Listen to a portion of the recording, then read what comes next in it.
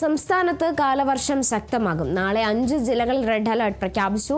മലപ്പുറം, കോഴിക്കോട്, വയനാട്, കണ്ണൂർ, കാസർഗോഡ് ജില്ലകളിലാണ് red alert പ്രഖ്യാപിച്ചത്.